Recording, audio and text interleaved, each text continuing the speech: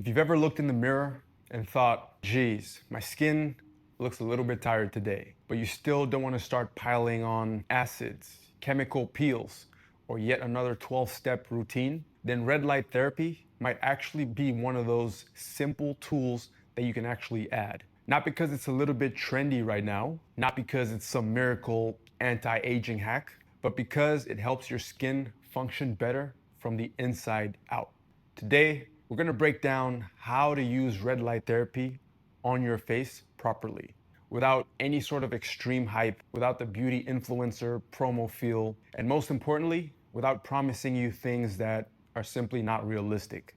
And I'm not doing this alone. I have my good friend here, Lexi. She'll be walking us through how she actually uses red light therapy in her routine, why she started, what she noticed, and then I'll handle the science side. So by the end of this video, you'll know exactly how to use red light therapy on your face, when to use it, what to put on your skin, and of course, what not to do.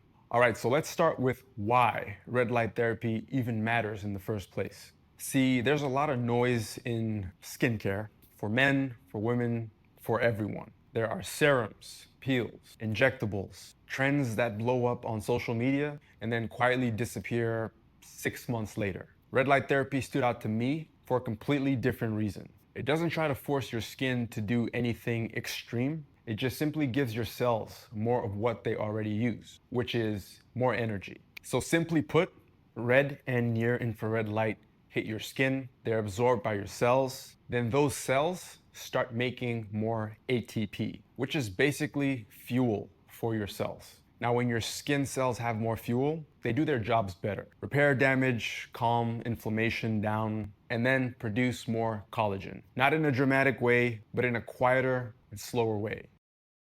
So my routine with red light therapy is really simple.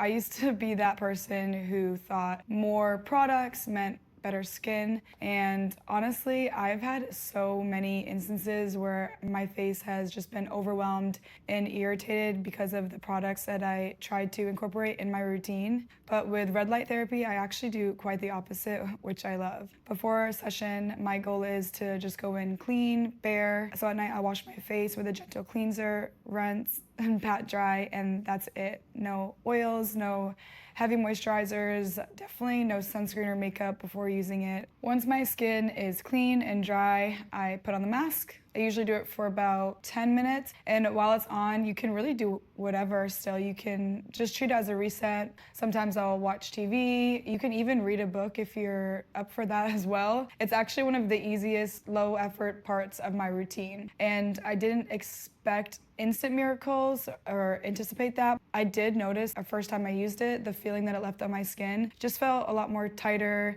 and only after a couple sessions I started to notice my skin tone become more even as well.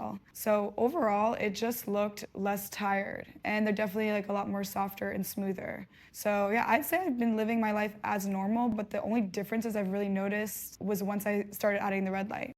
Now let's get more practical. See, most people want to know, how fast does this actually work? For most devices and most skin types, you're looking at meaningful changes somewhere between about 4 to 12 weeks of consistent use. I know it's not extremely flashy, doesn't sound very groundbreaking, but it's honest. Here's what's actually going on. Red light therapy stimulates the fibroblasts in your skin. Those are the cells that actually make the collagen. Collagen is basically the scaffolding that keeps your skin firm, bouncy, and smooth. And as we age, or in many cases, if you've just had a lot of sun damage, that structure breaks down, your skin can't recover as fast, and then you start seeing lines, wrinkles, texture starts feeling like sandpaper. Red and near infrared light, typically in the ranges of 630 to 670 nanometers, or for infrared, 810 to 850. They penetrate your skin and tell your fibroblasts, let's start making some more collagen.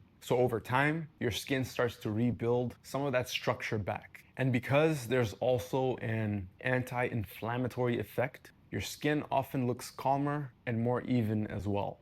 Consistency is the real game changer here. It's just like working out. It's the small repeatable sessions that actually start to add up.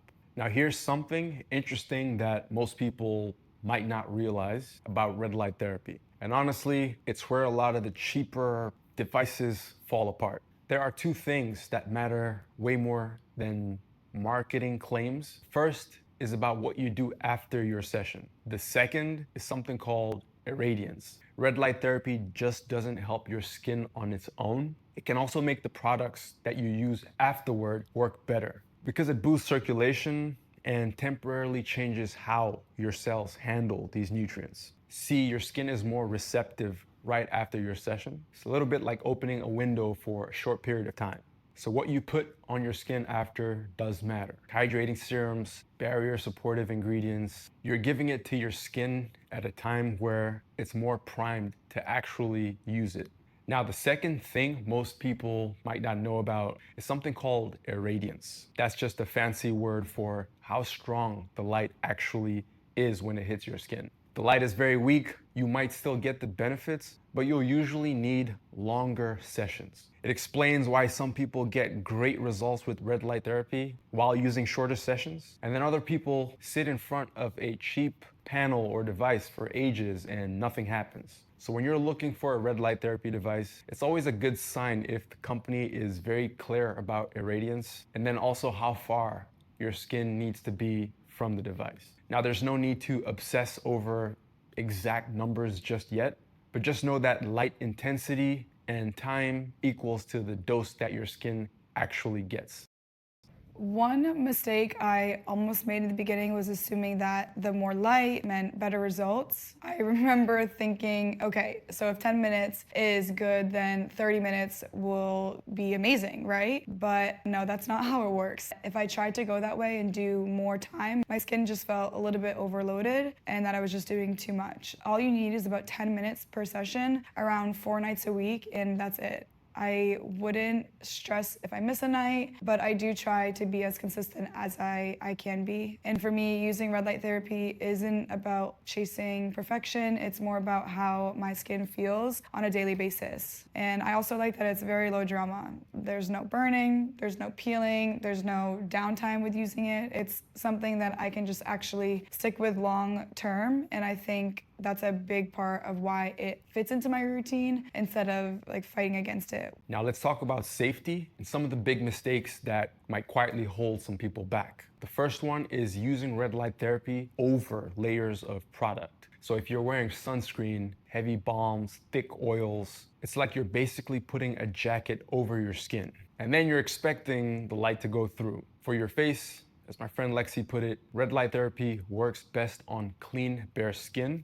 The second mistake is stacking a bunch of aggressive actives, talking about retinol, vitamin C, exfoliating acids. Your skin is already being stimulated by the red light, so adding excessive irritation on top of that pushes things into a territory that you need to avoid.